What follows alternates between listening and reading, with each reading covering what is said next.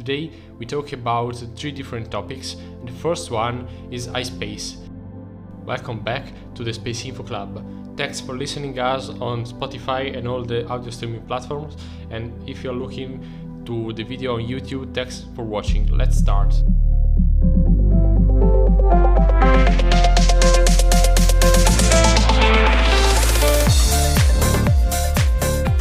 Particularly iSpace US, because iSpace US announces official launch of data relay services enabled by 2 relay satellites. Indeed, these 2 relay satellites are 2 spacecraft going to be built by the iSpace US company, which is the subsidiary of iSpace, the same company which launched the Akuto R mission. We'll talk about this later.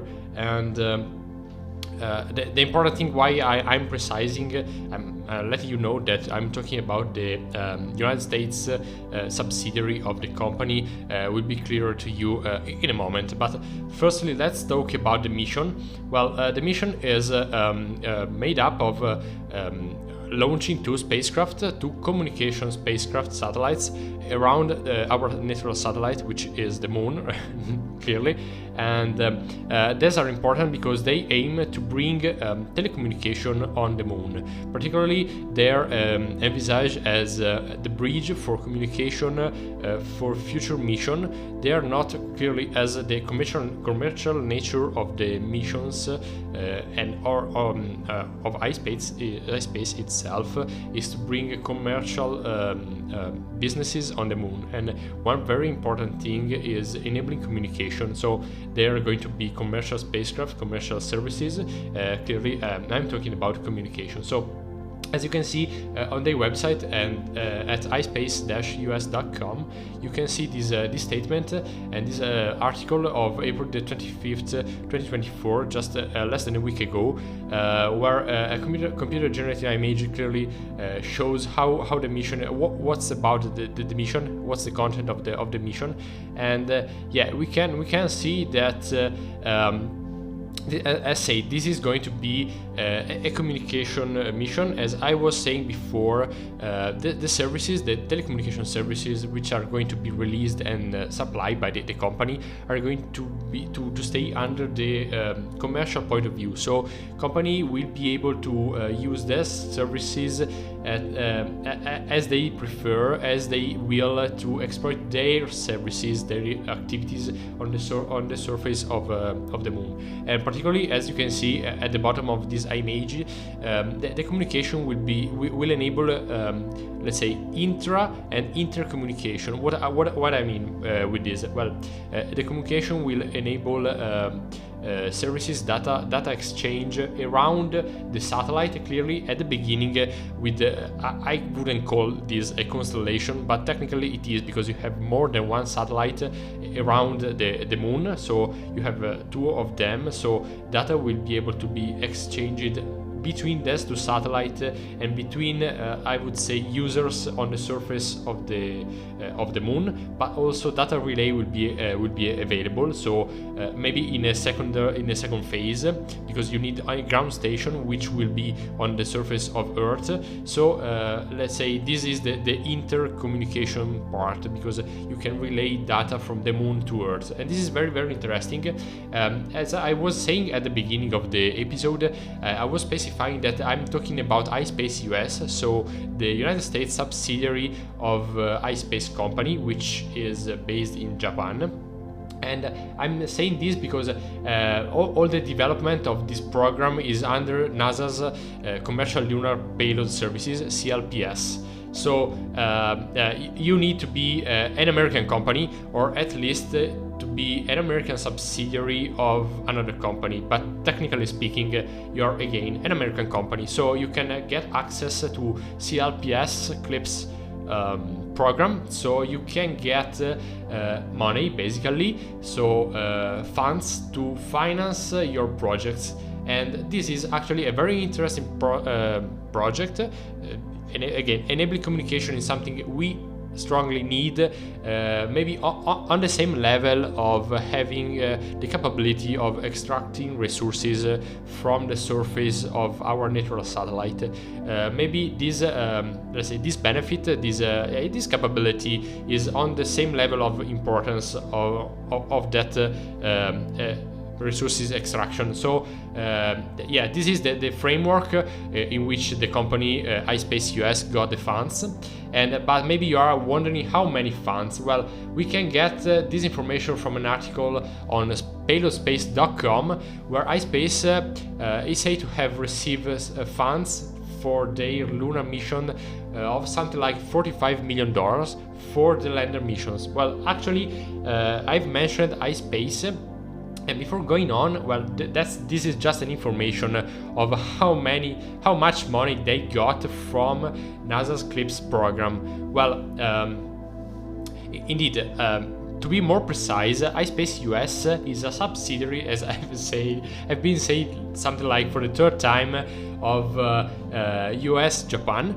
iSpace Japan, which is let's say the mother company, while the US subsidiary is part of is not a company by itself. It's part of a consortium led by the American firm Draper, which itself won a $73 million NASA CLIPS contract some months ago to land scientific payloads on the far side of the moon. And this is very, very important again, because again we are seeing how there's two different capabilities of being able to both communicate and extract resources are important in a point of view of space missions on the moon particularly. Again, the third capability is just subsequent of resource extraction, which is resource utilization and being capable of moving these resources. First thing, as the communication. First thing, you move the resources on the surface of the moon. You can use them in situ, as we usually say, and then maybe you can just bring the resources back on Earth. But I understand, well, everyone should understand that when we are talking about, I would say moon mining, but actually is not mining in a broad sense, not the same sense we are used to here on Earth, but just resource utilization. This is the right word. Using those resources has to occur on the surface of the moon. So you get the resources and use them in that situ, because it is completely unpractical to bring them back here on Earth. So just get this thing out of your head. So if you are wondering if this company is the same that tried to land again a lander on the moon, yes, that's the same company. Basically, that's the same. And that mission, if you're not remembering it, was called Akuto R M1. Well, M1 is the name of the rover. Akuto R is the name of the mission, which in 2023, so last year, tried to land a rover on the surface of the moon, but the thing failed because the rover just seemed to impact the surface of the moon. If you are not remember, let's say the dynamics of the thing, basically an error occurred during the estimation of the altitude from the surface of the satellite of the moon, because the rover estimated a wrong altitude due to the fact that the surface of the moon is quite, I would say, morphologically very, very complicated. You have a lot of rocks, a lot of different terrain configuration. So if you're using a radar altimeter or a LiDAR, as it was used in this mission, you have to be very, very careful in the data you are acquiring. There is a lot of noise inside this data, and basically the algorithm estimated an altitude which was very, very low virtually, but actually the rover was soaring the surface something like 200 meters, and basically the algorithm just gave a command to shut off, well, not really shut off, but starting the landing procedure, something like it was very, very close to the surface, well, something like 2 or 3 meters. Actually, it was 100 times that date, and just the rover fell basically and impacted over the surface. Well, this company will try again in the second or third quarter, this is an estimation of 2024, so this year, to land again basically something like very similar to the first rover, something like the same rover, and they will try to land again this rover on the surface of the moon. I hope that they will be successful, because they really deserve it. And again, the mission we were talking at the beginning, so putting 2 satellites around the moon and landing a rover, so will be the next 2 missions of this company, and I hope that they will be successful. And so good luck. We'll release different another episode of this podcast or this YouTube video. So let me know in the comments, or write a review if you're listening us on Spotify. Just tell me if you're interested in this topic, so I can let you know. Today we can just pass on in another topic. This is the third if you're looking, and this is a different one, the second one actually. And I would like to talk about China, which is sort of a hot topic nowadays. If you're looking on YouTube in video, I'm talking about an article that was published on space.com, and the title is China's Tiangong space station damaged by debris strike. This report, it was published by Elizabeth Howell on April 24th of 2024, so again also this one last week. And we can know just from the beginning that astronauts, I don't know how to call them, because astronauts are on the western side of the world. We call them cosmonaut if you're talking about Russian, but I will just refer to them as astronaut. And they repaired the damage on Tiangong space station with they needed 2 different EVAs, so extracurricular activities, which means space work. And I'm using so much word because I strongly invite you to visit our website and look for our interview to Nicholas Brennan, who is a trainer in the Neutral Buoyancy Lab, NASA facility, training astronauts. So if you're curious about this topic, just visit our website. There is a beautiful interview, you'll find it there. But don't lose too much time, and let's talk about this repair on the Tiangong space station.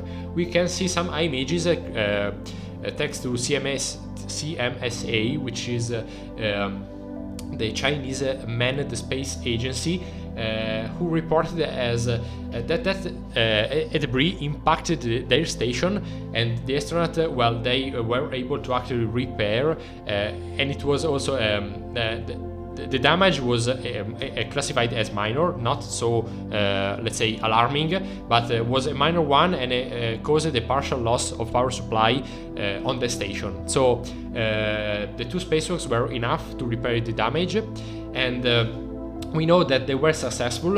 And thanks to this, usually China is not very open to release data on their website, on their media. So we don't have that much information as usual. This time is quite strange because we seem to know more than usual. But again, that's I would say a nominal thing nowadays. It is becoming more and more common that debris impact objects in orbit, and it is quite strange that we have this information from China, but this recalls us what happened with the ISS, International Space Station, which lost a major debris, not so small, indeed not small at all, because it was big enough to pass through the atmosphere and fall, impact the terrain. If I'm remembering well, the impact occurred in Europe, maybe in Italy, I'm not sure. It was the last year, and this just tell us that basically we are producing more and more debris.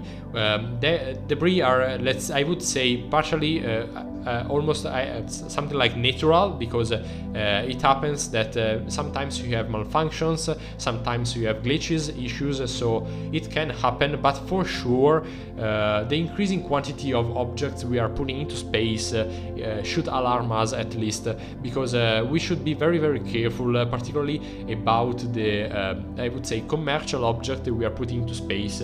At least we should adopt some policies, some guidelines to limit the fact that we are putting more and more objects in space, and they should be controlled as much as possible, because this is kind of damage that can happen. Usually they impact unmanned satellite. You have would say unpleasant situation, because you're losing money, communication services, and all those things. But this time you have humans on board. We are talking about China's Tiangong space station. We could be talking about International Space Station. But we have seen, as I was saying, that this debris can also come back on Earth. They don't always fall into I would say unmanned waters like the oceans, but they can also impact the ground, and humans can be down there and get the impact. Now I would just change the topic before going to the last one, the third of today. I'm just letting you know that we have just released and increased our merchandise offering on our on the website we use for the merchandise. You can reach to it by looking for www.spaceinfo.club. So you visit our website and just look for the products and the merchandise down there. You just came up to this page. Also visit our Instagram page. There is a link also there. You can see we have our standard merchandise and some special graphics. These ones were already released in the past, so they are available for some time, but we have new entries now this week. We have the Smoky Astronauts collection. I love it.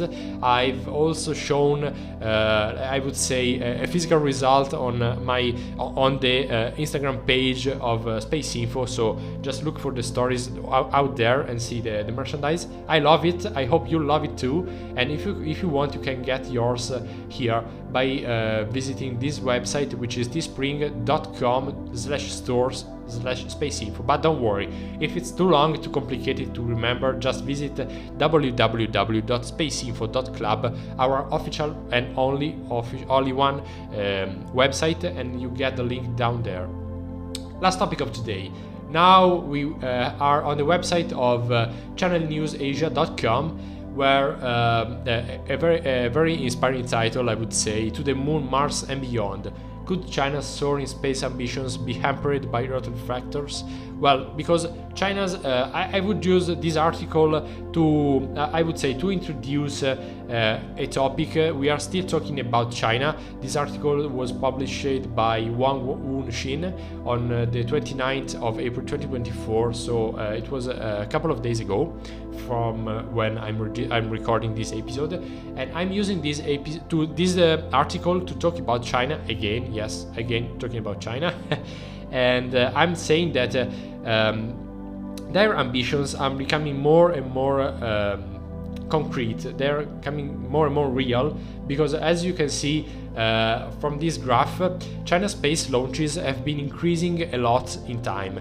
Starting from 2014, they were less than 20 launches per year, something which was constant for 3-4 years up to 2017. In 2018, they almost doubled, up to 40 launches per year, and then in 2022 they became more than 60, and in 2024, this year, they have been around 100. But I would like to make you notice that today is the 30th of April, so it's just 4 months into the year, and so if they just continue with this rhythm, there will be 300 before the end of the year, and this is a very, very nice launch rate, I would say, for China. They are becoming more and more proficient in the technology, in the launches. So if you are recalling the past years, you were quite used to see some images like this one that you can see now on the YouTube video, when they were used to launch their rockets from paths basically in the middle of their country. but on the trajectory, on the lift-off trajectory of the rocket, there were a lot of villages which were the victim of the failed launches, most of the cases. So civil victims were not so unusual in the country. They tried to, let's say, hide the result of the rocket launches, but the whole world knew what was happening, more or less. At least we knew that there were victims in the space launches. But today, no one has has no more talking about the self-landing rocket which they showed some months ago. So maybe they are going to be successful, maybe they are no more capable to replicate their result. They are still working on the technology. I'm betting on that for sure. But also this is a sign that some years ago, again, for example in 2014, China's technology was not that mature. They did not know, they didn't have that know-how, the capability to launch well-executed space launches, to put things into orbit and humans and satellites, and they lost the control of the Tiangong space station. If you remember this, I remember for sure. They put a lot of space debris in orbit. They are still there, but now they seem to have reached that capability, that technical capability to put things in space, to let that things in orbit, and to become proficient, and they have acquired that capability. They are being able to replicate it in time. So if some time ago China was not that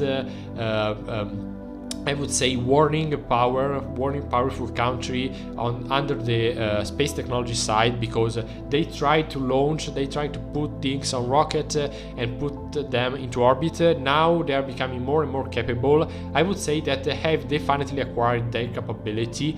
So people are saying that their political instability, they are not yet that capable, but I'm seeing that China is ramping up on this trend. They are becoming more and more capable, and what worries me is the fact that they are still quite willing to stay isolated with respect to the rest of the world, even more isolated than Russia. And this staying into their country, developing their technology, can be quite dangerous for themselves, but also for the rest of the world. So that's a fact. Maybe some people say that they have stolen technology from different countries. This may be true, this may be not. I have my personal opinion. I keep it for myself. Just let me know in the comment what you think. What's your opinion? Let's discuss there. Maybe let's discuss in a live video or in another video or podcast in the future. I have mine. I hope that you'll let me know what you think about this. But the fact, and I'll finish now, the fact is that China is becoming more and more capable. They are acquiring that know-how, and that's a fact. We are seeing them putting things in orbit, working there. They also landed a rover on the moon. A lot of private companies, of the western side of the world weren't capable of landing things on the moon. China was capable of doing this, and that's a fact. Hope to see you again in another video, or that you're listening our podcast. Please share them with your friends. I see a lot of people are appreciating our content, particularly on Spotify. I hope that this newly launched channel on YouTube will be successful as well, and hope to see you or hear you next time. See you. Thanks for listening. Bye.